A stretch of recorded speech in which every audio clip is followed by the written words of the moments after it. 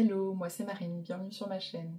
Si vous me suivez également sur Instagram, vous savez déjà que je suis partie une semaine à New York. Et donc dans cette vidéo aujourd'hui, j'avais envie de vous faire un retour un peu complet sur cette expérience et surtout sur le budget dont j'ai eu besoin pour vivre là-bas une semaine. Donc voilà, si jamais vous êtes en train de préparer un budget à New York ou si vous avez pour projet d'y aller, je me suis dit que ça pouvait être intéressant pour vous d'avoir une explication voilà, sur mes choix par rapport à mes besoins aussi à moi et combien ça m'a coûté. Du coup, voilà, petit disclaimer, un voyage à New York ça coûte excessivement cher, c'est quand même une destination qui est assez onéreuse, donc si c'est pas votre rêve d'aller là-bas ou si c'est pas votre objectif, ça se comprend, je pense qu'il faut vraiment avoir envie d'aller là-bas pour avoir envie de dépenser ce budget là-bas.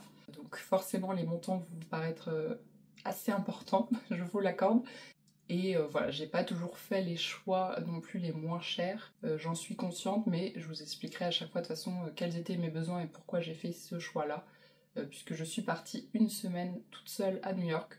Donc forcément, il y a des moments où, plutôt que de jouer le moins cher, j'ai joué aussi un peu la sécurité. Voilà, fallait toujours un peu arbitrer entre les deux. Donc je vais vous expliquer un petit peu mes décisions et potentiellement un petit peu le programme que je me suis fait, si jamais ça peut vous intéresser, pour savoir tout ce qu'il y a le temps de faire en une semaine.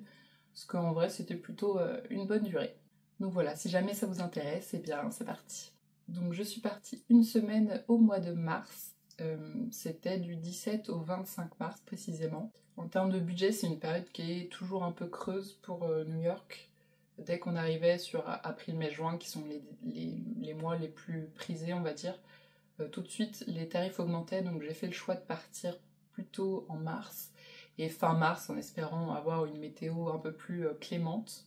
J'ai quand même eu de la chance, il a pas fait mauvais, il a pas fait trop de pluie, j'ai eu une seule journée de pluie, mais il a fait très très froid, donc voilà, déjà petite parenthèse, à New York, il y a énormément de vent, il y a très peu pas toujours le soleil en direct puisqu'il y a beaucoup de buildings, etc. Donc il fait froid, donc si jamais vous prévoyez d'y aller en hiver, etc., prévoyez... Et là j'étais en mars et j'ai eu des semaines, en fait le matin, je oscillais entre 0 et 10 degrés, grand maximum. Quand je suis arrivée, il faisait peut-être 16, c'était la dernière belle journée, et après il faisait très froid. Donc voilà, beaucoup de soleil, mais très froid, et je l'ai bien senti passer. J'avais pris une grosse doudoune d'hiver, mais j'avais pas de bonnet, etc. Donc j'étais un peu glacée au niveau du visage. Et sachant que bah, je faisais beaucoup de choses en extérieur, donc bon, c'était un petit peu... c'était pas toujours évident, mais bon, je suis quand même chanceuse de ne pas avoir de pluie, parce que ça aurait été encore pire, je pense. C'est toujours difficile quand on choisit une semaine de savoir quelle météo il va faire. Donc en fonction de ce que vous avez envie de voir, si vous savez que vous êtes beaucoup à l'extérieur, prévoyez peut-être quand même des mois où il fait un peu plus chaud, au moins en tout cas. Donc voilà, c'était le petit point météo. Mais bon, au global, je regrette pas. En fait, je m'étais dit, vu qu'on passe au printemps cette semaine-là, peut-être qu'il y a une chance pour qu'il fasse un peu plus chaud. Bon, c'est raté, mais c'est pas grave. Donc au niveau du premier budget, c'était le vol, bien sûr. Donc moi, je suis partie de Nantes. Il y a eu un vol Nantes-Paris, et après c'est Paris-New York. Voilà, là aussi, encore une fois, j'aurais pu choisir peut-être des solutions un peu moins chères, mais honnêtement, j'avais fait des recherches et c'était pas si intéressant en termes de tarifs. Donc si c'était pour galérer encore plus, je trouvais que ça valait pas trop la peine.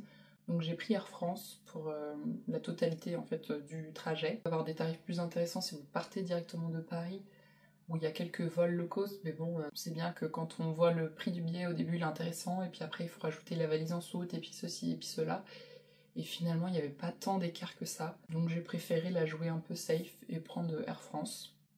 Au global, du coup, ça m'a coûté 680 €. J'ai réservé mes billets en décembre, ça faisait déjà quelques temps que je regardais en navigation privée, vous savez, pour pas que ça augmente, et en vrai les tarifs n'ont pas trop bougé. Je n'ai pas de regret de ne pas avoir réservé avant, ça c'était déjà à ces prix-là. Le temps de vol, il était globalement entre 6 à 8 heures, j'ai pas eu les mêmes temps de vol entre l'aller et retour, enfin que entre Paris et New York. Donc voilà, les repas étaient compris, etc. C'était plutôt rien à redire sur la compagnie. J'avais regardé de partir directement de Paris, donc en envisageant la solution des low cost, mais du coup, comme je vous disais, pas forcément hyper intéressant, sachant que je devais dans tous les cas soit prendre un train et du coup galérer d'aller de la gare à l'aéroport à Paris, soit prendre un autre vol et tout, donc voilà, franchement je l'ai joué un petit peu plutôt safe de ce côté-là, et c'était très bien comme ça. Ensuite, au niveau du logement à New York, C'est là qu'a été le plus gros point un peu compliqué pour moi déjà parce que du coup je pars seule, donc c'est une charge où vous verrez le montant que j'ai payé, au final c'est pour 2 personnes, enfin ça aurait pu être divisé par 2, donc forcément déjà c'est plus impactant. Et en plus il y a une loi qui est passée un an avant mon départ, non, septembre 2000... Attendez, on est en quelle année? Là, moi, je suis partie en mars 2024, je crois que c'est en septembre 2023 que la règle est passée. En fait, il y a une réglementation au niveau de Airbnb à New York. Donc la loi, c'est que pour mettre en location sur Airbnb, il faut que ce soit pour des durées de plus de 30 jours. Donc nous, en tant que visiteurs, pour une semaine, on ne peut pas louer un logement entier pour une semaine. Donc ça m'obligeait à prendre une chambre en gros chez l'habitant. Ce qui personnellement, vu que j'étais seule, me rassurait pas forcément énormément d'être chez quelqu'un. Donc je l'avais pas forcément envisagé. J'ai quand même checké un peu les prix et en plus honnêtement c'était pas forcément beaucoup plus intéressant. Et en fait c'est à cause de la réglementation. En fait, tous les prix se sont envolés des logements, donc je pense aussi sur Airbnb en même temps que les hôtels. Et du coup ça fait un petit peu mal parce que j'ai une amie qui est partie un an avant moi et les prix d'hôtel c'était moitiément cher, enfin vraiment c'est vraiment abusé.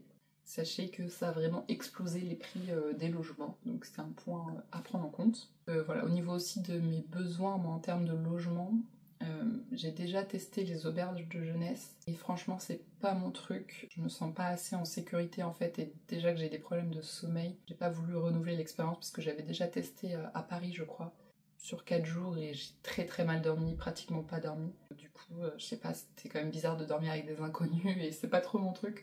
Du coup, je me souviens que j'ai très peu dormi toutes ces nuits, je suis rentrée crevée, j'en ai même saigné du nez, donc si c'était un coup à ne pas kiffer mon expérience juste parce que j'aurais pas bien dormi, je me serais pas reposée correctement, ça vaut pas le coup à mes yeux. Donc j'ai pas du tout regardé les prix des auberges de jeunesse. Et pareil pour l'hôtel, je voulais quand même qu'il y ait des bons avis, du coup j'ai loué via Booking, des bons avis, beaucoup d'avis aussi, pour être sûr que ce soit pas un hôtel fake ou que ce soit, enfin que j'ai pas de problème à l'arrivée en fait, tout simplement, encore une fois pour la jouer safe, parce qu'encore une fois j'étais toute seule à l'autre bout du monde, donc j'avais pas envie de jouer l'aventurière. Donc à force de longues recherches sur Booking, de comparaison de prix, etc., c'était une petite chambre basique, je vais essayer de vous mettre des photos. Très propre, très clean, c'était nettoyé tous les jours, etc. Enfin, franchement, rien à redire, il y avait beaucoup d'avis, de très bonnes notes, etc. Donc j'étais à l'hôtel Pod Times Square, Pod, donc POD, je vous mettrai le lien s'il faut dans la description. Et j'avais même une fenêtre avec vue, donc plutôt sympathique, alors que ça pour le coup je l'attendais pas trop, j'étais pas trop sûre de... Parce que capsule, j'avais peur que ce soit des sortes de trucs sans fenêtre, mais non, c'était bien avec fenêtre. Et en plus, du coup, j'étais à Times Square, alors c'était pas forcément ma volonté, enfin c'était pas mon premier critère, mais finalement c'était le pod qui était le moins cher. Et en plus, ça m'a permis d'être pas loin du métro, etc. Donc ça, c'était un autre avantage. Par contre, c'est un quartier qui est bruyant. J'étais au 22e étage et pourtant j'entendais énormément les voitures passaient, ça klaxonne énormément. Enfin, c'est une ville très bruyante, surtout au niveau du quartier de Times Square. Donc voilà, c'était bruyant, j'ai dû dormir avec des boules caisses, mais ça, je m'y attendais dans tous les cas. Mais sinon, à l'intérieur de l'hôtel, c'était pas trop bruyant, on n'entendait pas trop les autres gens, donc c'était plutôt pas mal.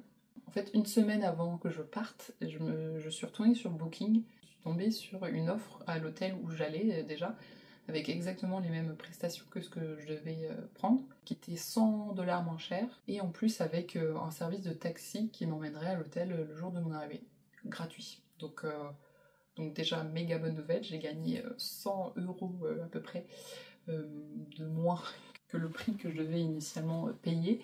Et en plus, du coup, j'ai eu un taxi qui est venu me chercher à l'aéroport et qui m'a emmené à l'hôtel. Donc ça, c'était super cool. Et donc ce logement, pour la modique somme, payé 1280 €. Et ça me fait encore mal de le dire, juste pour cette nuit. Mais bon, voilà. Je devais payer à peu près 1400 à la base, donc ça m'a coûté un petit peu moins. Mais c'est énorme, je crois que ça fait à peu près 200 $ la nuit pour pas une prestation de 5 étoiles, quoi. Vous voyez, donc ça vaut clairement pas le prix. C'est pour ça que je vous dis, si vraiment vous n'avez pas spécialement envie d'aller à New York, je peux comprendre que les prix, vous vous dites, oh mon dieu, mais voilà, c'est un critère à savoir, peut-être que ça va rebaisser, quand tout ça se rééquilibrera au niveau du marché, du logement, etc.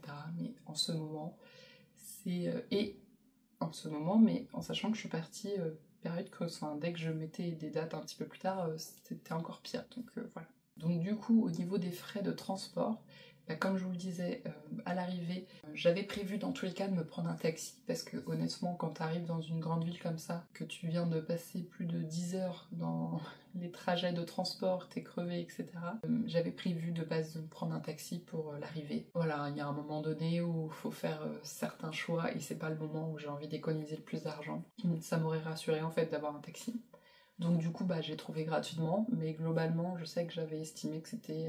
Enfin, ce que j'avais trouvé sur internet, c'était à peu près 60 $. Encore une fois, parce que j'aurais été seule. Si vous êtes plusieurs dans la voiture, du coup, c'est intéressant. Mais du coup, en frais de navette, bah, j'ai eu besoin que pour le retour. Franchement, c'est plutôt bien fait. Après, c'est peut-être parce que du coup, j'avais déjà pris le métro plusieurs fois dans la semaine, donc je savais comment ça fonctionnait. Mais il y a une ligne de Airtrain, Airtrain si vous voulez, qui fait tous les terminals de l'aéroport et qui va donc jusqu'à un point, un arrêt où vous pouvez rattraper des lignes de métro tout simplement pour aller dans le centre de Manhattan. Moi, encore une fois, j'avais de la chance parce que mon hôtel était à même pas 5 minutes de pas mal de métro, donc j'étais en ligne directe, j'avais juste un métro à prendre et la ligne de Airtrain, donc sur le retour c'était hyper pratique. Mais c'est quand même une solution qui coûte du coup que 8 € le Airtrain là. Sachez que ça existe et c'est la solution la moins chère. Sinon il y a des cars, etc. Enfin il y avait pas mal de solutions de navette de l'aéroport à New York parce que c'est vraiment très loin. Ensuite du coup pour me déplacer dans la semaine, j'ai pris le métro. Honnêtement c'est une dépense indispensable, vous pouvez pas tout faire à pied. Surtout si vous visitez le nord de l'île et le sud de l'île, bah voilà, il y a un moment donné... on peut pas tout faire à pied. Si vous n'avez que quelques jours et que vous restez dans votre quartier, bon bah peut-être, mais je pense que c'est assez rare. Et ils ont mis une solution en place qui est franchement hyper pratique. La carte bancaire qui me servait donc pour les États-Unis, et vous avez juste à la passer devant le lecteur au moment du métro, et hop, ça se déclenche tout seul. Enfin, vous pouvez passer après. Et en fait, le système reconnaît votre carte, il faut toujours payer avec la même carte. Et à partir du 12e trajet, vous êtes plafonné au coût d'une semaine à 34 $. Donc je confirme que ça a fonctionné, parce que du coup, moi, le dernier jour, j'ai plus rien payé en métro. Parce que je le voyais en direct sur mon application Revolut, donc je confirme que ça fonctionnait très bien. Donc un trajet de métro c'est 2,90 $, mais du coup c'est plafonné sur une période de 7 jours, donc c'est même pas une semaine, ça va être du lundi au dimanche. Si vous commencez le mardi, ça peut dérouler jusqu'au mardi d'après. Il faut juste toujours payer avec la même carte bancaire, vous n'avez rien à installer, à vous enregistrer, quoi que ce soit, il n'y a pas besoin. Donc j'ai trouvé ça vraiment pas mal parce que ça évite ce système. On peut prendre en fait une métro card pour une semaine qui coûte 34 $. Mais si vous n'êtes pas sûr de faire autant de trajets, etc., bah il y a toujours le dilemme de est-ce que je prends la carte ou est-ce que je la prends pas. Là vous avez plus besoin de vous en soucier. Vous payez et le système sait une fois que vous êtes arrivé aux 34 $. Par contre, si vous êtes deux personnes, vous passez du coup la même carte deux fois au même moment, ça se comptera comme un seul. Donc vaut mieux que vous ayez chacun votre carte, vous voulez en bénéficier. Sinon, faites un petit peu avoir, si je puis dire. Donc en termes de transport, et ça marche aussi pour les bus, j'ai payé que 34 $ en termes de transport. Donc voici pour mon budget au niveau des commodités, on va dire.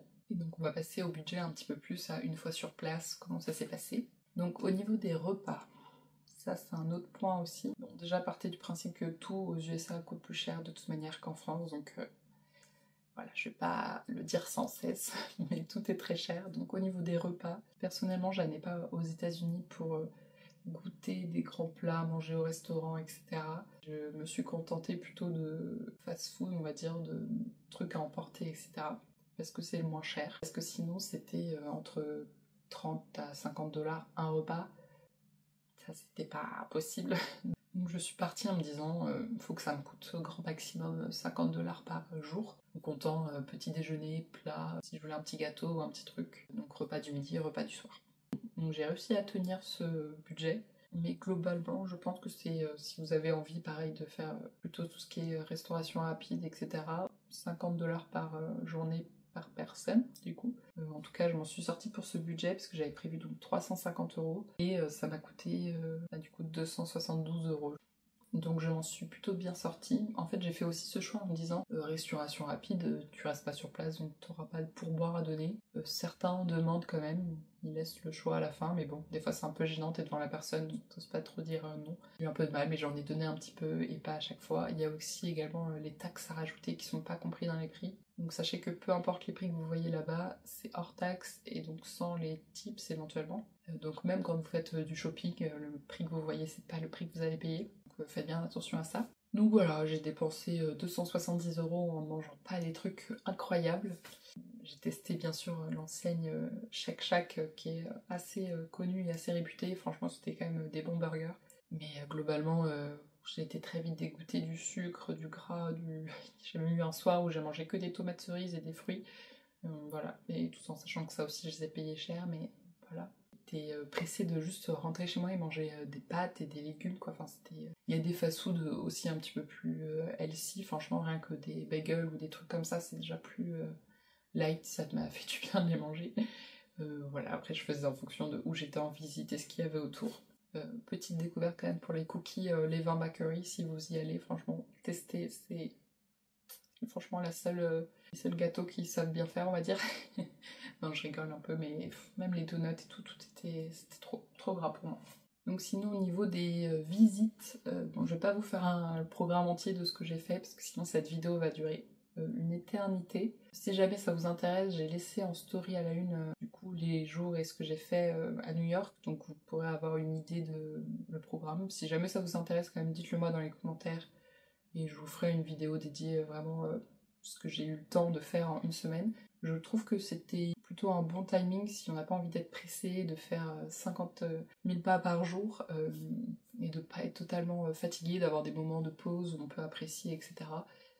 Une semaine c'est bien. Maintenant, si vous voulez quand même limiter votre budget en du coup passant moins de nuits sur place, peut-être déjà 5 jours c'est pas mal. Au niveau des derniers jours, c'était vraiment des petits plus quoi. J'avais fait le principal on va dire en 5 jours. Donc voilà, si ça peut vous donner une ordre d'idée. Mais sachant que la plupart de mes activités du coup c'était de me balader dans la ville et de voir les points intéressants. Ça m'a permis aussi de limiter du coup le budget en termes d'activité. Moi ça m'allait bien comme ça parce que j'adore découvrir une ville en marchant et me perdant un petit peu dans chaque quartier et juste en appréciant d'être là et pas forcément en faisant beaucoup de musées ou de trucs comme ça et en m'enfermant. C'est en fonction des choix de chacun. Je suis désolée, il s'est mis à pleuvoir, je sais que vous entendrez pas trop les gouttes, etc. Je croise les doigts, mais il a l'air de bien pleuvoir, donc je suis pas sûre que ça s'arrête tout de suite, donc je vais continuer. Donc oui, le dimanche à mon arrivée, j'ai pas fait énormément de choses, je suis juste allée voir un peu mon quartier, du coup de Times Square, et voilà, mettre mes affaires dans la chambre, etc. Donc c'était une petite journée calme. Ensuite, le lendemain, j'ai fait plutôt le quartier, on va dire, de l'Empire State Building, Grand Central, etc. Donc pas mal de choses en gratuit. Enfin, je me suis baladée dans les lieux, faire un peu de shopping, etc. autour, parce qu'il y a donc la 5e avenue qui passe, donc pas mal de boutiques. Et j'avais juste une activité l'après-midi, point d'observation en haut de Top of the Rock. Alors j'ai choisi celle-ci et pas l'Empire State Building, même si j'avais très envie de le faire. Il est emblématique, mais c'est pas forcément le point de vue le plus intéressant, on va dire. Et surtout, quand on est en haut de Top of the Rock, on voit du coup l'Empire State Building d'en haut, et c'est quand même plus joli de la voir en fait en paysage que d'être à l'intérieur. Le Top of the Rock est magnifique, on voit en plus du coup de l'autre côté sur Central Park, chose qu'on ne peut pas voir du coup de l'Empire State Building. Donc pas de regret, surtout que c'est l'un des points de vue sans vitres, sans grillage, etc. C'est plutôt pas mal pour les photos, etc. même. Mais même juste pour voir. Donc heureusement que j'y suis allée lundi, c'était la journée la moins froide. Mais franchement c'était incroyable, les points de vue c'est sublime et puis on est loin du coup de la pollution sonore, etc. Donc j'ai adoré être en haut. Et du coup ça m'a coûté 50 € sur ça. Donc toutes mes activités que j'ai réservées en avance, enfin quelques jours en avance avant de partir, j'attendais de voir la météo. Donc ça m'a coûté 50 €. Non, pardon. C'est le One World. 40 € pour le Top of the Rock, 40 €. Du coup, après, j'ai fait le quartier de Rockefeller Center, etc. Donc, plutôt pas mal.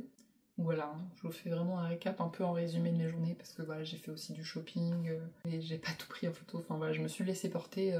J'avais prévu quand même tout ce que j'avais envie de voir, mais après, entre chaque lieu, Je me laissais porter par les lieux, s'il y avait un truc que j'avais envie de voir, ou une boutique dans laquelle j'avais envie d'entrer, j'y allais. Je me laissais un peu du temps comme ça. Ça c'était appréciable, j'étais pas en mode visite et donc c'était cool. Le lendemain du coup c'était une journée à peu près dédiée entièrement à Central Park. J'ai fait quand même une bonne partie de Central Park, vous n'êtes pas obligé de tout faire. Moi là-bas j'avais prévu de faire le musée du Met et Central Park sur la même journée.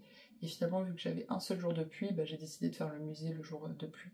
Et voilà, j'ai fait aussi un peu de shopping ici, Sephora, je suis tombée sur une librairie, donc forcément j'étais obligée d'aller acheter de la papeterie. C'est beaucoup de temps dehors, donc ça a commencé, c'est là où j'ai commencé à sentir qu'il faisait vraiment froid. Et surtout en fait quand on est dans les avenues, il y a beaucoup de vent. Sinon dans les rues ça va, mais les avenues, mon dieu. Donc c'est une journée qui en termes d'activité ne m'a rien coûté. Il y a des possibilités de louer des vélos, etc. dans Central Park, mais franchement j'avais pas envie de le faire non plus en long, en large, en travers. J'avais quelques points dans Central Park que je voulais voir. Et sinon je me laissais porter un petit peu d'un point à l'autre en fonction de ce que je voyais, je faisais des pauses. Le mercredi, pareil, j'ai pas payé d'activité, je suis allée faire le pont de Brooklyn. Donc ça c'est assez long à traverser, enfin il faut bien une bonne heure pour le temps d'apprécier, de faire des photos, etc. De traverser, il est quand même assez long, hein, on va pas se mentir. Donc voilà, ça fait partie des activités emblématiques qui ne sont pas, qu'on n'a pas besoin de payer. Donc après j'ai passé un petit peu de temps dans Brooklyn. Je suis restée pas mal au niveau du quartier de Dumbo, où il y a certains points de vue, etc. où on voit quand même la skyline de Manhattan, donc c'était plutôt chouette. Et pour le retour, j'ai pris le métro et je suis allée dans les quartiers plutôt Chinatown, Little Italy et Soho. En gros c'est à peu près au même endroit. Mais bon voilà, c'était sympa, mais je fatiguais un petit peu quand même. J'avais un peu une baisse d'énergie, donc je n'ai pas trop continué. Et il a plu d'ailleurs cet après-midi-là, mais j'étais déjà du coup à l'hôtel. J'étais rentrée faire une petite pause avant de ressortir le soir. Encore une journée, vous voyez, j'avais pas besoin de payer d'activité. Le jeudi, j'ai payé 2 activités ce jour-là. J'étais dans du coup le sud de l'île de Manhattan. Faire plutôt du coup le matin j'ai fait le mémorial du 11 septembre. Ça me tenait à cœur de le faire, c'était pas forcément une activité évidente et si vous y allez avec des enfants et tout, voilà, il y a quand même c'est noté que c'est pas forcément l'idéal, mais voilà, je trouvais ça important. C'est assez impressionnant et le mémorial est vraiment enfin du coup le musée. Le mémorial c'est l'emplacement à l'extérieur et du coup il y a le musée avec. Et du coup moi j'ai fait le musée qui était voilà très intéressant, très bien fait, qui retraçait vraiment l'histoire et tout, mais assez impactant parce qu'on voit vraiment les images, il y a tout l'historique. Donc voilà. Moi j'étais très jeune quand ça s'est passé et donc j'ai pas forcément énormément de souvenirs. Ça m'a quand même pas mal chamboulé de voir ça, mais je pense que c'est important et il était vraiment bien fait. Oui, il coûtait 30 € du coup le musée. Donc voilà, ça c'était plutôt le matin.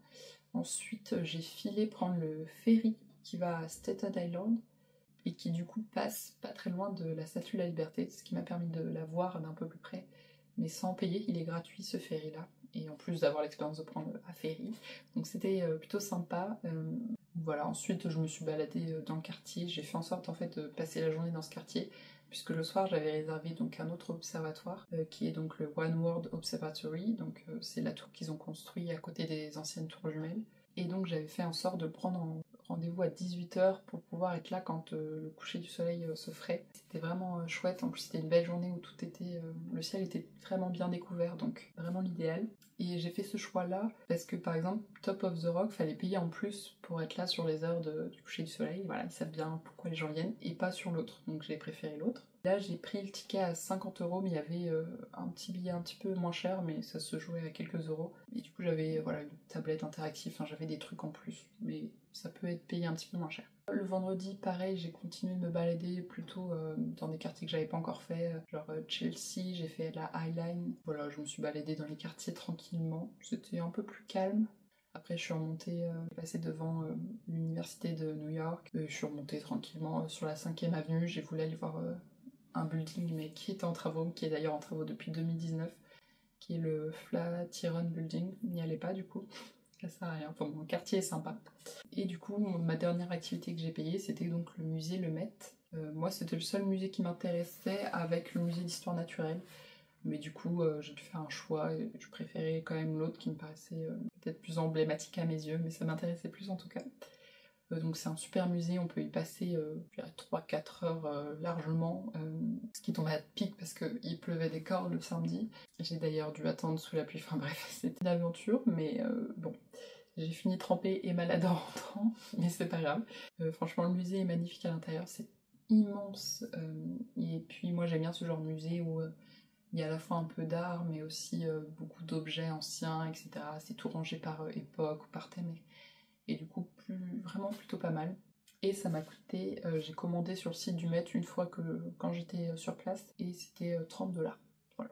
Donc, plutôt raisonnable pour un musée où on peut y passer limite la journée, parce qu'il y a des endroits pour se restaurer, etc. Donc si vous vouliez y aller pour une journée, c'est possible aussi. Donc en cas de pluie, c'est bon à savoir.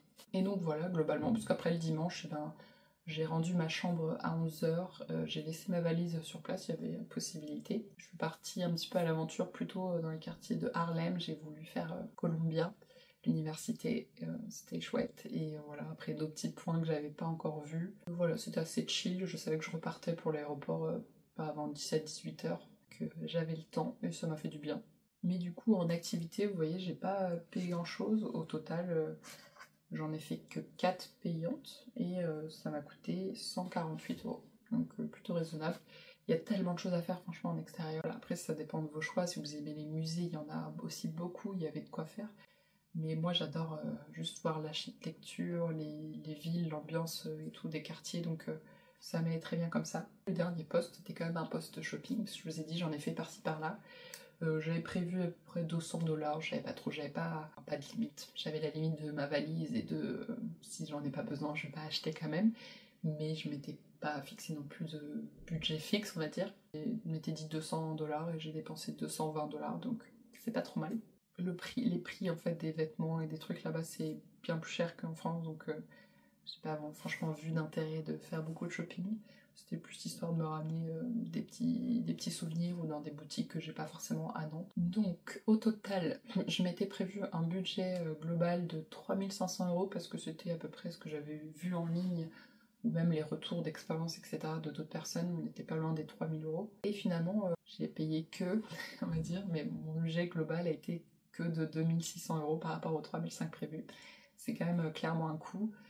Mais voilà, c'était le voyage de mes rêves. Je rêvais de New York depuis vraiment 10-15 ans. Enfin, je pense depuis que la série Gossip Girl est sortie. Donc c'était 2009. Donc ouais, ça fait un petit moment. Donc je suis hyper contente de l'avoir fait. En plus de l'avoir fait toute seule, etc. C'était une grosse étape et une grosse fierté pour moi. Donc pas de regrets, même si ça m'a coûté pas mal de mes économies. Mais voilà, c'est aussi fait pour ça qu'on fait des économies. Donc c'était chouette.